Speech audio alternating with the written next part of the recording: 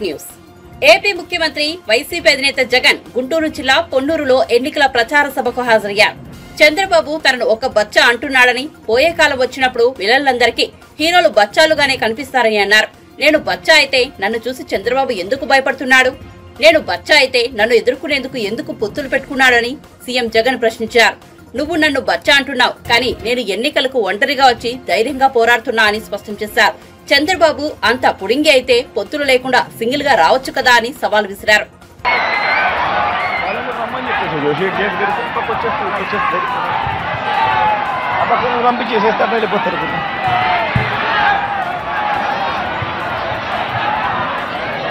మరో 2 వారాల్లో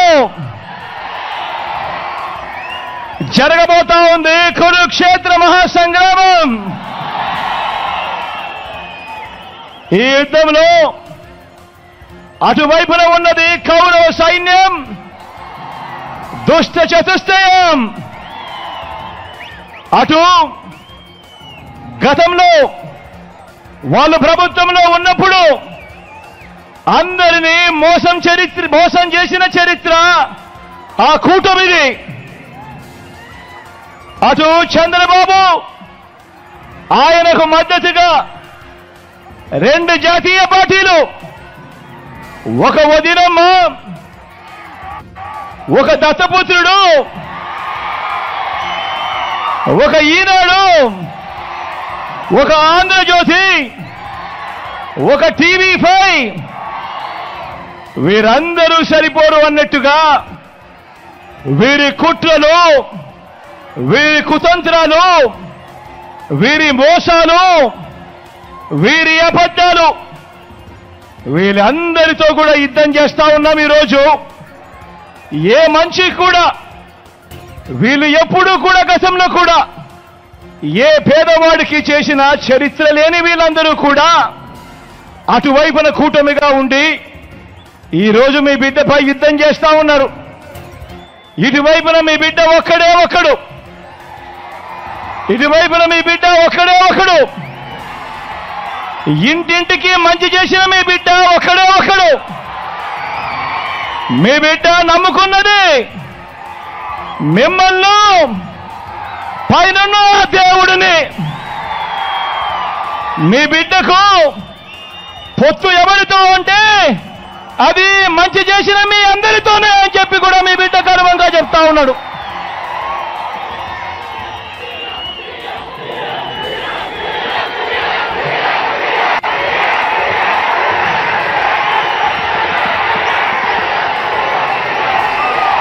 జరగబోతా ఉన్న ఈ ఎన్నికలు కేవలం ఎమ్మెల్యేలను, ఎంపీలను,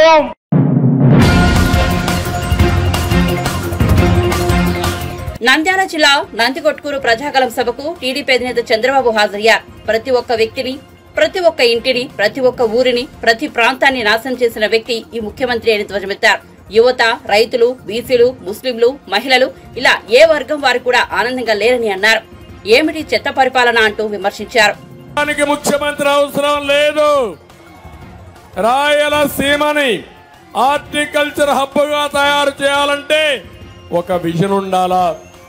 మీ ఆస్తులు పెంచాలా, మీ ఆదాయాన్ని పెంచాలా. అది జరగాలంటే నీళ్లు ఇవ్వాలా. ఇక్కడ మీరు చూడండి, ఇక్కడ ఏదైతే నీళ్లు వస్తాయో ముచ్చుమరి నుంచి, శ్రీశైలం నుంచి, హంద్రినివా, మల్యాల నుంచి ఈ నీళ్లు నా కుప్పం నియోజకవర్గానికి కూడా వస్తాయి తమ్ముళ్ళు. ఆ విషయం మీరు గుర్తుపెట్టుకోండి. బనకచెర్ల బ్యాలెన్సింగ్ రిజర్వాయర్, ఇది రాయలసీమకు గుండెకాయ. అలాంటి గుండెకాయ అన్ని ఇక్కడే వస్తాయి. నగిరి, గాలేరు ఇక్కడి నుంచే ప్రారంభమవుతుంది. హంద్రినివా ఇక్కడి నుంచి వెళ్తుంది, కేసీ కెనాల్ వెళ్తుంది, తెలుగు గంగ వెళ్తుంది. కానీ మీకు మాత్రం నీళ్లు లేవు. అదే నా ఆవేదన.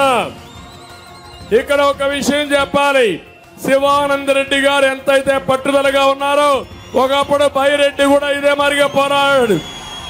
ఇప్పుడు 2 నాయకులు వచ్చారు మీకు. ఆయన కుమార్తె శబరి, తండ్రికి తగ్గ బిడ్డ. చూశాను ఈరోజు నాకు ఒక బాధ్యత ఉంది. శివానంద రెడ్డి గారికి న్యాయం చేయాలి, జనసూర్యుని గెలిపించుకోవాలి. థంపింగ్ మెజారిటీతో ఒక ఆడబిడ్డ, నంది కొట్కూరు ఆడపడుచు ఢిల్లీ పార్లమెంటుకు పంపించాలి. ఇక్కడ రెండున్నాయి, ఒక ఎంపీ ఒక ఎమ్మెల్యే, ఇద్దరిని పంపిస్తే తమిళలో మీ పనులు కూడా చాలా సులభం అయిపోతాయి. ఇప్పుడే అన్నాడు శివానందరెడ్డి గారు ఒక మాట, మీరు ఎన్ని వేల మెజారిటీ ఓట్లు వస్తే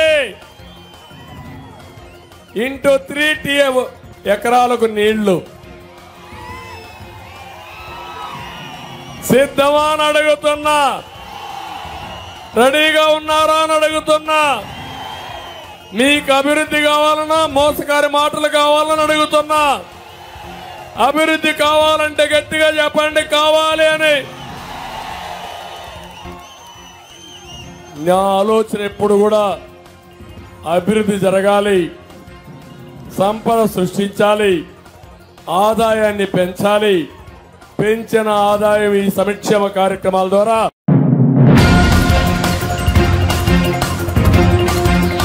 తాడేపల్లిగూడెంలో నిర్వహించిన వారాహి విజయబేరి సభకు పవన్ కళ్యాణ్ హాజరయ్యారు. ఈ సందర్భంగా ఆయన ప్రసంగిస్తూ కూటమిలో బలమైన నాయకత్వం ఉందని అన్నారు. 14 ఏళ్లు సీఎంగా చేసిన చంద్రబాబు, 3.5 ఏళ్లు ముఖ్యమంత్రిగా చేసిన కిరణ్ కుమార్ రెడ్డి వంటి నేతలు కూటమిలో ఉన్నారని వివరించారు. ముఖ్యంగా మీ కష్టాలను మోస్తున్నా నేనున్నానంటూ వ్యాఖ్యానించారు. తాను ఎక్కడికి వెళ్లినా కూటమి ప్రభుత్వం వస్తుందని ప్రజలు చెబుతున్నారని వెల్లడించారు. ప్రజలు ధైర్యంగా ఉండాలని పిలుపునిచ్చారు.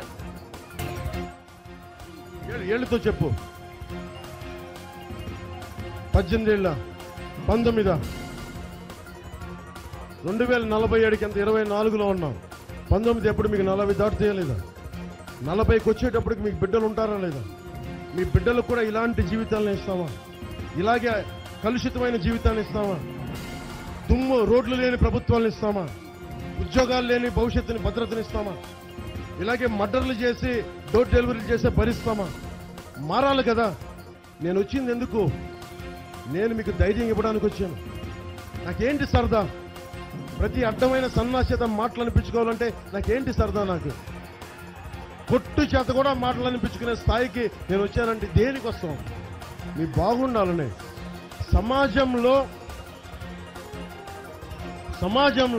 వినండి, సమాజంలో ధైర్యం చచ్చిపోతుంది. మీరందరూ ఇంతమంది ఉన్నారు. నేను ఒక్కడిని వచ్చి ఒక సభ పెట్టి ఇంతమంది నాయకులు వస్తే ఇంతమంది ఉన్నారు. తప్పు జరుగుతుంటే మటుకు మీ అందరికీ భయం వేసిపోతుంది. ఏం చేద్దాం? దానికి పరిష్కారం ఏంటి? మీ భావాన్ని గట్టిపరుచుకోవాలి. కొట్టు సత్యనారాయణ దిగొచ్చాడా? కొట్టు సత్యనారాయణ కొడుకు ఏమైనా దిగొచ్చాడా? వాళ్ళకేమైనా ప్రత్యేకంగా రక్తం వేరుగా ఉందా? మనకంటే కూర్చొని అట్లీస్ట్ మా బాహుబలిలాగా కనీసం 6 అడుగుల పైన ఉన్నాడా? ఏముంది వీళ్ళ దగ్గర? వైఎస్ జగన్ ఏమైనా పెట్టి పుట్టాడా? సజ్జల రామకృష్ణారెడ్డి గారు పెట్టి పుట్టారా? వారు ఎందుకు చూసి భయపడుతున్నాం? మనకి పథకాలు అన్నీ ఇస్తాం. ఇందాక ఉంగుటూరు సభలో చెప్పాం, ఎన్ని అద్భుతమైన చట్టాలను తీసుకురా.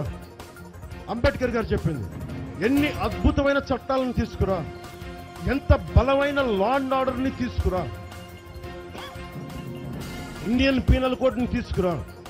కానీ అమలు చేసేవాడు, అది అధికారి కావచ్చు, లేదా ముఖ్యమంత్రి కావచ్చు, కొట్టు సత్యనారాయణ ఎమ్మెల్యే కావచ్చు, వీళ్ళ బుద్ధి సక్రమంగా లేనంత కాలం అంబేద్కర్ గారు లాంటి మహానుభావులు ఎంత గొప్ప రాజ్యాంగాలు రాసిన అమలు చేసే వాటిలో చిత్తశుద్ధి, త్రికరణ శుద్ధి లేకపోతే పనిచేయదు. ఎందుకు మీకు ఫీజు రీఎంబర్స్మెంట్లు రావట్లా? ఎవరు అడుగుతారు దీన్ని? ఫీజు రీఎంబర్స్మెంట్ ఎందుకు రావట్లేదు? ఎవరిని అడగాలి మీరు? ఎందుకు గొంతు లేదు? భయం గుప్పిట్లో ఇరుక్కుపోయాం. ప్రిన్సిపల్ లేదని అంటాడా? ప్రొఫెసర్ లేదని అంటారా? భయం గుప్పిట్లో అయిపోయింది. గ్రీన్ ట్యాక్స్ ఎందుకు పెంచారు అని అడగటానికి ఆ మనకి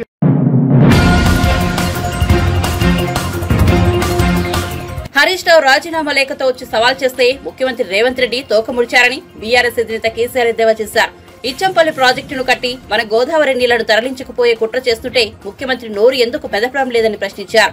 లోక్సభ ఎన్నికల ప్రచారంలో భాగంగా సోమవారం ఖమ్మం పట్టణంలో కేసీఆర్ రోడ్ షో నిర్వహించారు. ఈ సందర్భంగా ఆయన మాట్లాడుతూ మన పార్టీ అభ్యర్థి నామా నాగేశ్వరరావుకు ఆశ ఎక్కువ అని, నా రాష్ట్రం నా జిల్లా బాగుండాలని ఆరాటపడుతుంటారంటారు.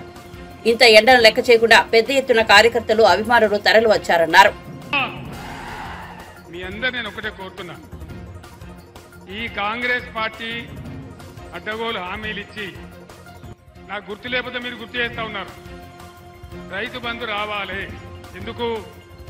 ఎందుకు మాకు బుర్రలేక పెట్టిన మా రైతు బంధు ప్రపంచవ్యాప్తంగా ప్రభుత్వ సబ్సిడీ లేకుండా, ప్రభుత్వ సపోర్ట్ లేకుండా ఎంటైర్ వరల్డ్లో ఏ దేశంలో కూడా వ్యవసాయం జరిగే పరిస్థితి లేదు. అశోక్ గులాటి అని ఒక ఆగ్రో ఎకానమిస్ట్తో అనేక మాసాల పాటు చర్చించి మేము నిర్ణయం తీసుకొని మన రైతులను నిలబెట్టాలి అని ఒక 4-5 కార్యక్రమాలు చేసినాం.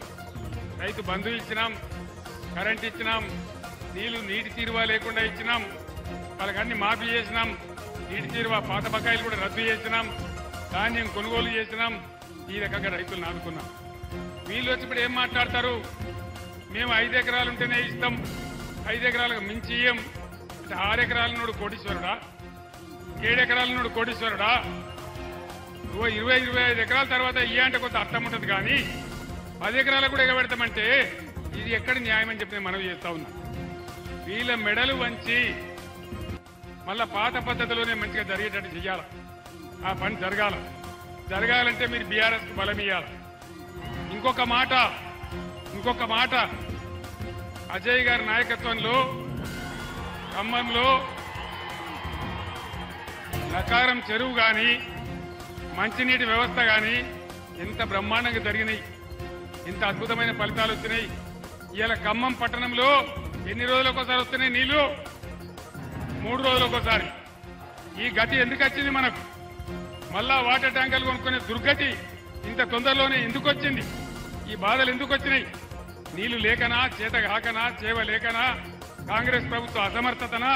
దయచేసి ఆలోచించాలని చెప్పి నేను కోరుతా ఉన్నా. మనం పిచ్చి ఆవేశంలో కాకుండా వాస్తవాలు కూర్చొని ఆలోచిస్తే 3-4 నెలల్లోనే ఇవి మాయమవుతాయా? 9 ఏళ్లు కేసీఆర్ హయాంలో కరెంటు నడిచిందే, మరి ఇలా ఎందుకు మాయమైంది?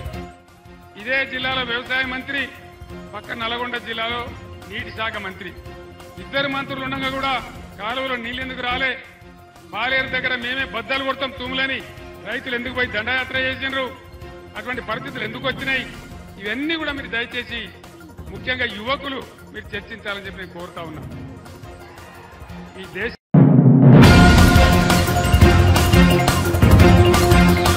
టీడీపీ జాతీయ ప్రధాన కార్యదర్శి నారా లోకేష్ అర్ధాంగి నారా బ్రాహ్మణి మంగళగిరి నియోజకవర్గంలో ఉత్సాహంగా పర్యటిస్తున్నారు. తన భర్త నారా లోకేష్ తరపున ఆమె జోరుగా ఎన్నికల ప్రచారం సాగిస్తున్నారు. విస్తృతంగా పర్యటిస్తూ వివిధ వర్గాలతో భేటీ అవుతూ లోకేష్ కు మద్దతు కూడగట్టేందుకు ముమ్మరంగా కృషి చేస్తున్నారు. తాజాగా తాడేపల్లి రూరల్, నులకపేట చైతన్య తపోవన కళ్యాణ మండపంలో స్త్రీశక్తి లబ్ధిదారులు, మహిళా మిత్ర, డ్వాక్రా మహిళలతో బ్రాహ్మణి సమావేశమయ్యారు. ఈ సందర్భంగా మాట్లాడుతూ ఇంటికి దీపం ఇల్లాలు అంటారని, ఇంటిని చక్కదిద్దడం, సమర్థవంతంగా నడిపించడంతో పాటు ఏ రంగంలోనైనా రాణించగల సత్తా మహిళలకు ఉందని అన్నారు. ఇలాగైతే చేనేత కార్మికులకు టాటా సంస్థ తనేరియాతో టైఅప్ పెట్టుకుని వివసాల ద్వారా వాళ్ళకు కూడా ఎఫెక్టివ్ మార్కెటింగ్, ఎఫెక్టివ్ ట్రైనింగ్ కలిగిస్తున్నాము. అది మన టైలరింగ్లో కూడా మనం చేసుకోవచ్చు. ప్రతిపక్షంలో ఉన్నా కూడా నారా లోకేష్ గారు ఇన్ని ప్రోగ్రామ్స్ మన మంగళగిరిలో నడుపుతున్నారు. మీరు ఆలోచించాలి, ఆయన మన ఎమ్మెల్యే అయితే నిజంగా ఎన్ని అభివృద్ధి మరియు సంక్షేమ ప్రోగ్రామ్స్ని ఇక్కడ పెద్ద స్థాయిలో మన మంగళగిరిలో చేయగలుగుతారు. ఇప్పుడు టీడీపీ గురించి మాట్లాడాలంటే నేను ఇంతకుముందు చెప్పాను, మహిళలకి ఎంతో గౌరవించే పార్టీ తెలుగుదేశం పార్టీ. మీరందరూ బాబు గారి సూపర్ 6ని చూసారు. అందులో కూడా మహిళల మీద ఎంతో ఫోకస్ పెట్టడం జరిగింది. మీ అందరికీ తెలిసింది, ప్రతి మహిళకి 1500 రూపాయల గ్యారంటీ ప్రతి నెల ఇవ్వటం జరుగుతుంది. అదే కాకుండా సూపర్ 6 ద్వారా ప్రతి విద్యార్థికి 15,000 రూపాయల గ్యారంటీ ఇవ్వటం జరుగుతుంది.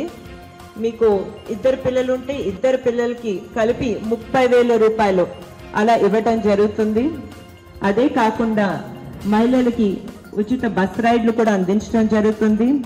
మహిళలకి ఉచితంగా 3 సిలిండర్లు ఏడాదికి గ్యారంటీ ఇవ్వడం కూడా జరుగుతుంది. సో మీరే ఒకసారి ఆలోచించవచ్చు, మహిళల మీద ఎంత ఫోకస్ చంద్రబాబు నాయుడు గారు పెట్టారో, వాళ్ళ అభివృద్ధి, వాళ్ళ సంక్షేమం, వాళ్ళ సాధికారత అనేది ఎంత ముఖ్యమో తెలుగుదేశం పార్టీకి.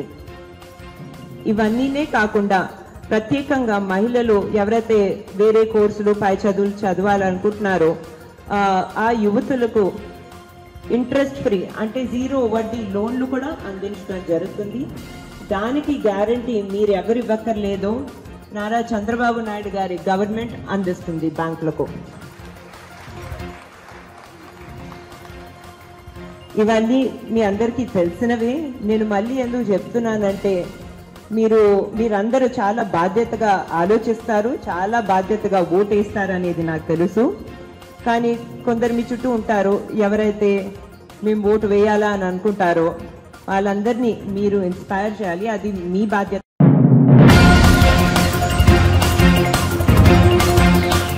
దోచేయడం దాచేయడమే జగన్ ఎజెండా అని జనసేన రాష్ట్ర ప్రధాన కార్యదర్శి నాగబాబు విమర్శించారు. జగన్ అవినీతి అక్రమాలపై ఆయన ఓ వీడియో విడుదల చేశారు. 10వ తరగతి పరీక్ష పత్రాల లీకేజీ గురించి నేర చరిత్ర మొదలుపెట్టిన జగన్ తండ్రి అధికారాన్ని అడ్డు పెట్టుకుని వేల కోట్లు దోచుకున్నారని ఆరోపించారు. ఇన్ని రకాల కేసులు ఎదుర్కొంటున్న వ్యక్తికి రాష్ట్రాన్ని పాలించే హక్కు లేదన్నారు. నేర మనస్తత్వం ఉన్న జగన్ కు ప్రజలు మంచి కోరే పవన్ కళ్యాణ్ కు చాలా వ్యత్యాసం ఉందని వివరించారు. ఇన్ని ఘోరాలు చేసిన జగన్ కు అడ్డుకట్ట వేయడం ప్రజల చేతుల్లోనే ఉందన్నారు. అందుకే ఎన్డీఏ కూటమిని గెలిపించాలని కోరారు. అతనిలో నరనరాన పెత్తందారి పోకడలు నిండిపోయి ఉన్నాయి. అసలు అతని చరిత్రే నేరమయం.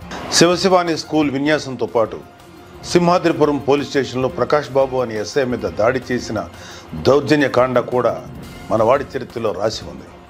కర్మ ఏంటంటే ముఖ్యమంత్రి హోదాలో సింహాద్రిపురం పోలీస్ స్టేషన్ కొత్త బిల్డింగ్ను జగన్ ప్రారంభించడం. అసలు జగన్ మీద ఉన్నన్ని కేసులు, ఛార్జ్ షీట్లు ఏ ముఖ్యమంత్రి మీద ఉండి ఉండవు. శివశివాని స్కూల్లో పేపర్ లీకేజ్ కేసు కావచ్చు, సింహాద్రిపురం పోలీస్ స్టేషన్లో దాడి కావచ్చు, ఇవన్నీ జగన్ కి నెట్ ప్రాక్టీస్ లాగా ఉపయోగపడ్డాయి. తండ్రి అధికారంలోకి రాగానే జగన్ స్వైర విహారం మొదలైంది. దోచేయడం దాచేయడమే ఎజెండాగా 2004 నుంచి 2009 వరకు రెచ్చిపోయాడు. ఉమ్మడి ఆంధ్రప్రదేశ్లో రాజశేఖర రెడ్డి కేబినెట్ మంత్రిగా ఉన్న శ్రీ శంకర్రావు గారు, మాజీ మంత్రి శ్రీ ఎర్రంనాయుడు గారు హైకోర్టులో వేసిన పిటిషన్లతో ఈ 840 జగన్ దోపిడీ బట్టబయలైంది. క్రిమినల్ మిస్కాండక్ట్తో పాటు అవినీతి నిరోధక చట్టాల కింద ఈ కేసు నమోదయ్యాయి. పారిశ్రామికవేత్తలను, పెట్టుబడిదారులను బెదిరించి క్విట్ ప్రోకోలకు పాల్పడి సూట్ కేస్ కంపెనీలతో 1,00,000 కోట్లు మూటగట్టుకున్న ఈ వ్యక్తి ఎవరు అంటే చిన్న పిల్లాడు అడిగినా చెప్తాడు, జగన్ మోహన్ రెడ్డి అని. ఇన్ని రకాల నేరాలు చేసిన వ్యక్తికి, బాబాయ్ హత్య కేసులు నిజాలు దాచేస్తూ అనుమానితులకు వంతపాడే వ్యక్తికి రాష్ట్రాన్ని పాలించే అర్హత ఉందా? ముఖ్యమంత్రి అయ్యాక కూడా కేసులని మొత్తం కోర్టులకు తిరగడం, వాయిదాలు అడగటం ఆయనకి నామోషి కాకపోవచ్చు. పొరుగు రాష్ట్రాల వారి దగ్గర మనకు నామృత కదా చెప్పండి. జగన్ ఇప్పటికీ 3,000కు పైగా వాయిదాలు తీసుకుని రాష్ట్రాన్ని పాలిస్తున్నాడని న్యాయ నిపుణులు చెప్తున్నారు. ఒక్కసారి ఆలోచన చేయండి. నేరాలు, మోసాలతో పెత్తనం చేస్తున్న వ్యక్తి ఓవైపు, సర్వం సమాజం కోసం ఇచ్చేసేంత త్యాగనిరతి కలిగిన నిస్వార్థ సేవకుడు మరోవైపు. ప్రజలందరికీ సవినయంగా విన్నవిస్తున్నాను, స్వార్థం, నేరం, మోసం, అరాచకం, దౌర్జన్యం ఇలాంటి మాటలకు మనిషి రూపం ఇస్తే అది జగన్మోహన్ రెడ్డి. నిస్వార్థం, సచ్ఛీలత, మానవత్వం, సేవాగుణం, సామాజిక దృక్పథం లాంటి మాటలకు రూపమిస్తే అది పవన్ కళ్యాణ్. జగన్ గురించి మీకు జస్ట్ ఒక ట్రైలర్ చూపిస్తేనే ఇన్ని ఘోరాలు బయటపడుతుంటే వాళ్ళ దౌర్జన్య యాత్రకు అడ్డుకట్ట వేయడం మీ చేతుల్లో ఉంది. ఇలాంటి వ్యక్తిని మళ్ళీ ముఖ్యమంత్రి పీఠం వైపు రాకూడదని, ఆంధ్రప్రదేశ్ రాష్ట్రాన్ని కాపాడుకోవాలనే పవన్ కళ్యాణ్ గారు వైసీపీ వ్యతిరేక ఓటు చీలనివ్వను అని 2 ఏళ్ల కిందటే ప్రతిజ్ఞ చేశారు. ఎన్డీఏ కూటమి ద్వారా జనసేన, తెలుగుదేశం, బీజేపీ ఒక జట్టుగా ఏర్పడ్డాయి. పొత్తుని గెలిపిద్దాం, రాష్ట్రాన్ని కాపాడుకుందాం. జై జనసేన, జై బీజేపీ, జై తెలుగుదేశం, జై హింద్.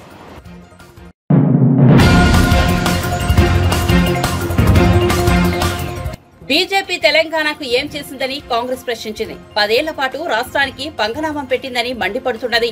ఈ మేరకు తెలంగాణ రాష్ట్రానికి బీజేపీ కేంద్ర ప్రభుత్వం చేసిన అన్యాయంపై సోమవారం గాంధీ భవన్ లో టీపీసీసీ వినూత్నంగా గాడిద గుడ్డు పేరిట ప్రచార కార్యక్రమాన్ని ప్రారంభించారు.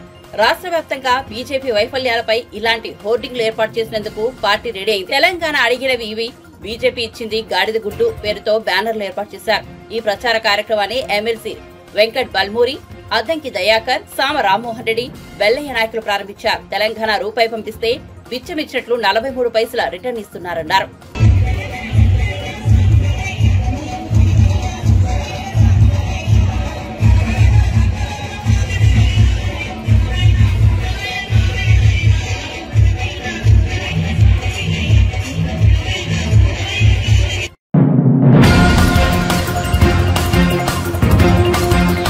లైట్ బీర్లు అమ్మడం లేదని మంచిర్యాల జిల్లా యువకుడు వినూత్నంగా నిరసన చేపట్టాడు. తాగుబోతుల సంక్షేమం సంఘం జిల్లా అధ్యక్షుడు తరుణ్ మంచిర్యాలలోని ఐబీ చౌరస్తా నుండి అబ్కారీ శాఖ కార్యాలయం వరకు పాదయాత్రగా వెళ్లాడు.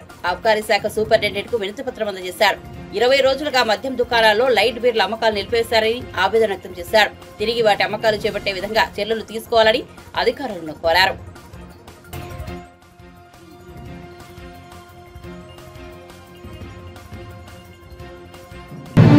ఈరోజు ఎక్సైజ్ ఆఫీస్ వరకు ఇక్కడ నుంచి మన ఐబీ సోరస్ నుంచి వెళ్ళి నేను పాదయాత్ర చేయడం జరిగింది. సో ఈ తాగుబోతు సంక్షేమ సంఘం అధ్యక్షుడిగా నేను ముందు అడిగేసిన, బట్ ఏంటంటే కేఎఫ్ లైట్ బియర్స్ అనేది దొరకడం లేదు. ఇంకా 13 రోజుల నుంచి చాలా ఇబ్బందిగా పడుతున్నాం. ఎందుకంటే 18 రోజుల్లోనే తెలంగాణ ప్రభుత్వానికి 670 కోట్లు ఆదాయం అనేది జరగడం చాలా మంచి ఒక కృషిగా మేము ముందుకు నడిపించాము, ఆదాయం తెప్పించాము. బట్ ఈరోజు అసలు లైట్ బిల్స్ అనేది బార్లో కానీ వైన్స్లో కానీ ఎక్కడ దొరకడం లేదు. సో నాకు తాగుబోతులు కానీ ఎక్కడ కానీ చిన్నవాళ్ళు కానీ పెద్దలు కానీ అసలు ఇది ఎండ బాగా కొడుతుందని చెప్పి తాగుదామని చెప్పేసి అని లైట్ బీర్ తాగితే కొంచెం మత్తు 30 మినిట్స్లో 1 అవర్లో దిగిపోవడం ద్వారా మా పనులు మేము చేసుకుంటామని చెప్పేసి అన్నట్టు కేఫ్ స్ట్రాంగ్ మీదకి మేము వెళ్ళకపోతున్నాం. ఓన్లీ కేఫ్ స్ట్రాంగ్ అనేది దొరకడం లేదు. బట్ ఈరోజు అందుకోసం అని చెప్పేసి ఐబీ సోరస్ నుంచి వెళ్ళి ఎక్సైజ్ ఆఫీస్ పోయి లెటర్ ప్యాడ్ అనేది మన ఎక్సైజ్ ఆఫీసర్కి ఇచ్చి అందజేసాము. ఎందుకు అడగారంటే మీరెందుకు ఇలాంటి ఆన్సర్ ఇలాంటి లెటర్ ప్యాడ్ ఎందుకు ఇస్తున్నారు అంటే, ఇంతకుముందు గుడుంబ విషయంలో మరి బంద్ చేశారు, ఇప్పుడు కేఎఫ్ స్ట్రాంగ్ మత్తు పదార్థాలు అని మాకు అలవాటు చేశారు కదా, ఇప్పుడు మాకు ఎందుకు లేవని చెప్పి ప్రశ్నించే వారికి ఆ లెటర్ ప్యాడ్ తీసుకుంటాం. మేము ఆ జిల్లా వారికి మేము అందిస్తాము, మేము చర్యలు తీసుకుంటాము మీ ద్వారా అని చెప్పేసినట్టుగా మాట్లాడారు. త్వరలోనే మేము చేసే ప్రయత్నంలో కాంగ్రెస్ ప్రభుత్వం దగ్గర పోయి తెలంగాణ రాష్ట్రంలో ప్రభుత్వం వాళ్ళతో మాట్లాడి ఖచ్చితంగా ఈసారి మేము రేవంత్ రెడ్డి గారితో త్వరలో పోయి మాట్లాడడం జరుగుతుంది, చర్యలు చేయడం జరుగుతుంది. తాగుబోతు సంక్షేమ సంఘం నుంచి వెళ్ళి చర్యలు తీసుకోవడం జరుగుతుంది, రేవంత్ రెడ్డి గారిని కలవడం జరుగుతుంది.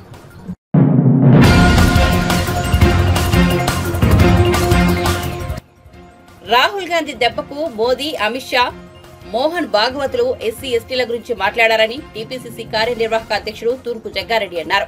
దేశంలోని ఎస్సీ ఎస్టీలు రాహుల్ గాంధీ వెంట నడుస్తున్నారని, అర్థమయ్యేవారు ఎస్సీ ఎస్టీల గురించి మాట్లాడుతున్నారని పేర్కొన్నారు. గతంలో ఎప్పుడైనా వారు ఎస్సీ ఎస్టీల గురించి మాట్లాడారా అని ప్రశ్నించారు. ఇప్పుడు మాట్లాడుతున్నారంటే ఆ క్రెడిట్ రాహుల్ గాంధీది కాదా అన్నారు.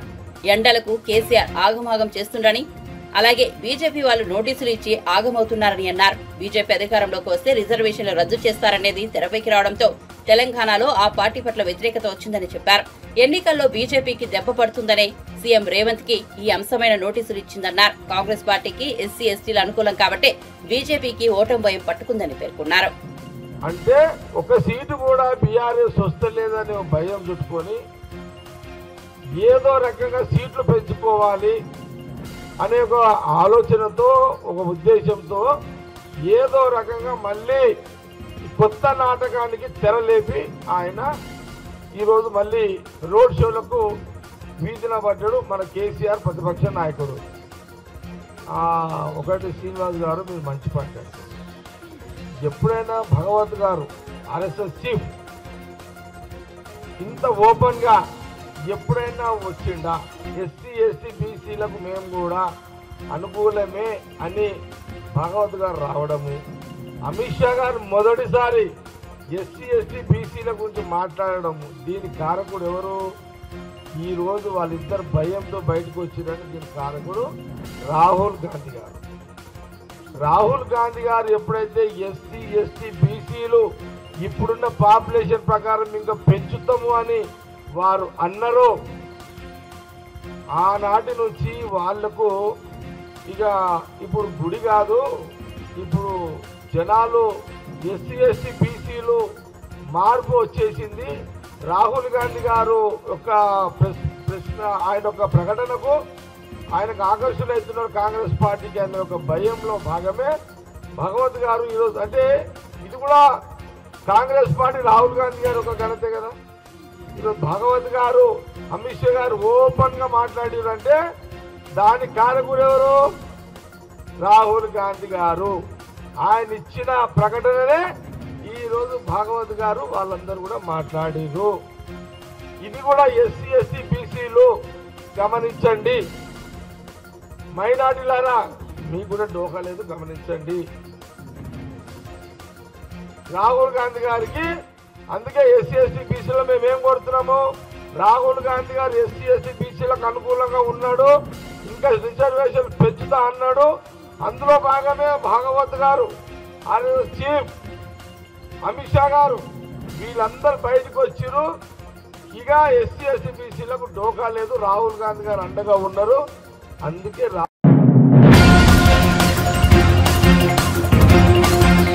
దేశంలో మత ప్రాతిపదికన రిజర్వేషన్లు కల్పించాలని కాంగ్రెస్ పార్టీ యోచిస్తోందని, కాంగ్రెస్ కోరికను తాను నెరవేరబోనీయమని ప్రధాని మోదీ అన్నారు. కాంగ్రెస్ కు కేవలం ఓటు బ్యాంకు రాజకీయాలు మాత్రమే కావాలని మండిపడ్డారు.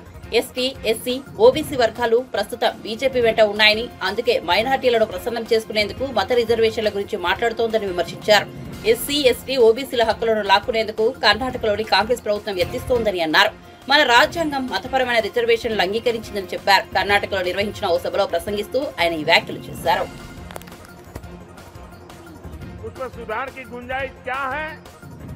ऐसी फीडबैक के लिए मैंने सोशल मीडिया का उपयोग किया, लेकिन ताजा घटनाएं परेशान करने वाली है। लोकतंत्र प्रेमी हर व्यक्ति को शर्मसार करने वाली है। जो लोग भाजपा से, एनडीए से मुद्दों के आधार पर, सच्चाई के आधार पर, अपने कार्य के आधार पर आमने सामने राजनीतिक लड़ाई नहीं लड़ पा रहे हैं, वो अब सोशल मीडिया पर फेक वीडियो फैला रहे हैं। हमारी पार्टी के अलग अलग नेताओं की आवाज में आर्टिफिशियल इंटेलिजेंस का उपयोग करके कभी मेरी आवाज, कभी हमारे अमित भाई की आवाज, कभी हमारे नड्डा जी की आवाज, कभी हमारे मुख्यमंत्रियों की आवाज, और जो कभी हमने सोचा भी ना हो ऐसे वाक्य हमारे मुंह में रख करके आग लगाने की कोशिश कर रहे हैं। ऐसी खबरों से, ऐसे वीडियो से समाज के अंदर तनाव पैदा करने का षड्यंत्र चलता है। देश में अगर शांतिपूर्ण चुनाव चलते रहे